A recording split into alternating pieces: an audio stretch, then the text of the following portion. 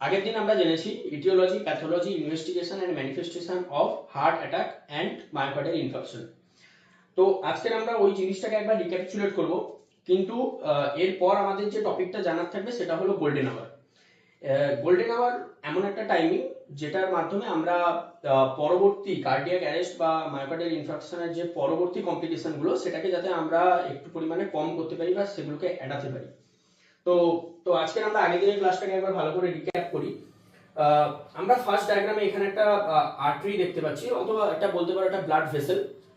এই ব্লাড ভেসেলের মধ্যে কি হচ্ছে না, এখানে যেভাবে একটা সেন্ট্রাল লাইন করে ব্লাড যেভাবে চলে, অর্থাৎ সেন্টারের মধ্যে আরবিসি, তার চারপাশে ডব্লিউবিসি, দেন প্লেটলেট এবং আরবিসি গুলো রুলো ফর্মে থাকে।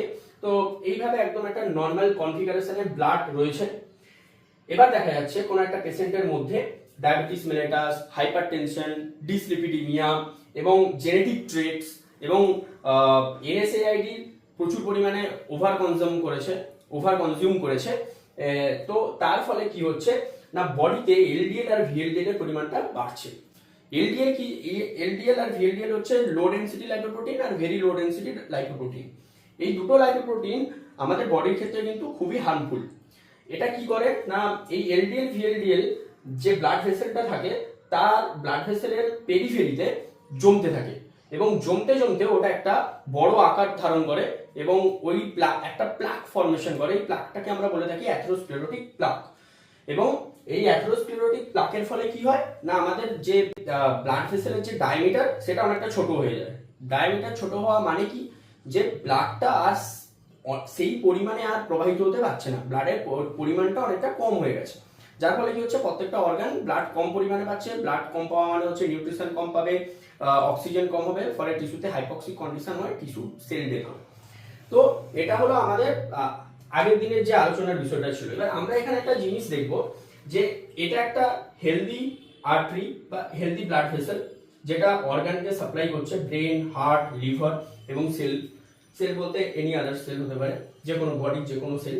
এবং এখানে আমরা সেম ছবিটাই দেখতে পাচ্ছি, কিন্তু আমরা এখানে কিছু কিছু ডট দেখতে পাচ্ছি। এই ডটগুলোকে আমরা কি হিসেবে আখ্যায়িত করছি, এইটাকে আমরা আখ্যায়িত করছি, এটা হচ্ছে একটা অবস্ট্রাকশন বা অ্যাথেরোস্ক্লেরোটিক প্লাক। এই অ্যাথেরোস্ক্লেরোটিক প্লাকের ফলে যদি অবস্ট্রাকশন 2 তে অবস্ট্রাক্ট হয় জায়গাটা, তাহলে কি হবে না, হার্টে এবং লিভারে এই দুটো জায়গায় কিন্তু ব্লাড সেইভাবে প্রবাহিত হবে না। আর যদি অবস্ট্রাকশন 3 তে হয়, তাহলে হার্টে কিন্তু ব্লাডটা ঠিকভাবে যাবে না। ফলে কি হয়, হার্টে যদি ব্লাড না যায়, হার্টের যে মাসেল গুলো আছে বা হার্টের যে টিস্যু আছে সেখানে হাইপক্সিক কন্ডিশন হয়, টিস্যুগুলো ডেথ হবে, যেটাকে আমরা বলে থাকি মায়োকার্ডিয়াল ইনফার্কশন। আচ্ছা, এবার আমরা একটু আসি যে এই কার্ডিয়াক অ্যারেস্ট বা এই মায়োকার্ডিয়াল ইনফার্কশন হচ্ছে কিভাবে মানুষের শরীরে। যখন দেখতে পাবেন যে কিছু কিছু পেশেন্টের ক্ষেত্রে, কারুর ক্ষেত্রে বুকের দিকে বাম দিক ঘেঁষে একটু মৃদু ব্যথা হয়, অথবা পিঠের দিকে ব্যথাটা যায়, অথবা ডান হাত বরাবর ব্যথাটা কেড়ে আঙুল অব্দি যেতে পারে। তো এটাকে আমরা বলে থাকি অ্যানজাইনা। এবং এই অ্যানজাইনার মাধ্যমে আমরা বুঝতে পারবো যে ওই পেশেন্টটার মধ্যে কিন্তু কার্ডিয়াক অ্যারেস্ট হচ্ছে। অনেকে এই জায়গাটা আমাদের ভ্রান্ত ধারণা বা ভুল ধারণা বলতে পারেন, যে এটাকে আমরা গ্যাসের ব্যথা ভেবে ভুল করে ফেলি এবং ঘরোয়া টোটকা ব্যবহার করতে গিয়ে আমরা ওই রোগের কমপ্লিকেশনটাকে আরো পরিমাণে বাড়িয়ে দিই।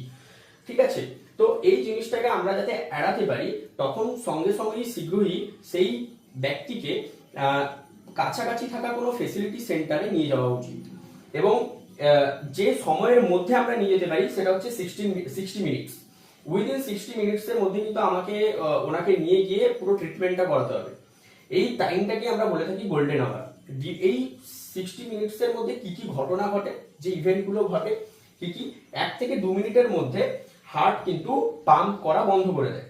হার্টের পাম্পিং বন্ধ হয়ে গেলে কি হচ্ছে না, বডি যে রিমেইনিং অক্সিজেন গুলো ছিল সেগুলো হচ্ছে মেটাবলিজমে হেল্প করছে, কিন্তু বাকি যেহেতু হার্ট বন্ধ হয়ে গেছে, ফলে ব্লাডও সেভাবে যেতে পারছে না, যার ফলে অক্সিজেনের ঘাটতি ঘটা এখান থেকে শুরু হচ্ছে।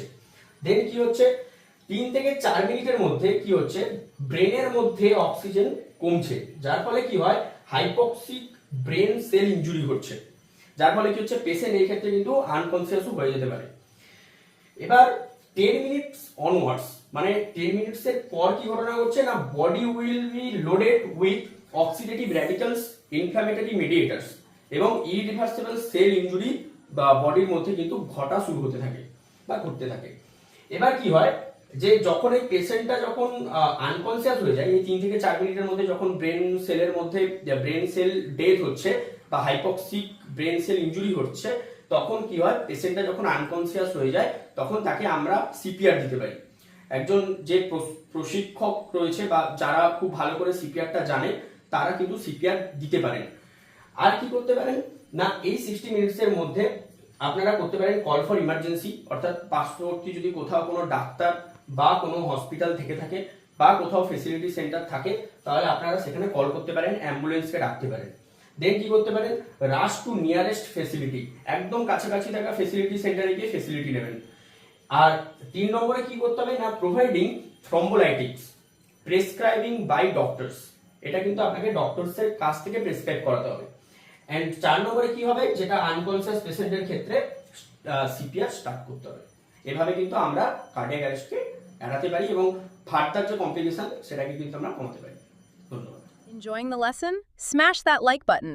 Share this video to spread the knowledge. Subscribe to the Bacteria for more fascinating insights. What should we study next?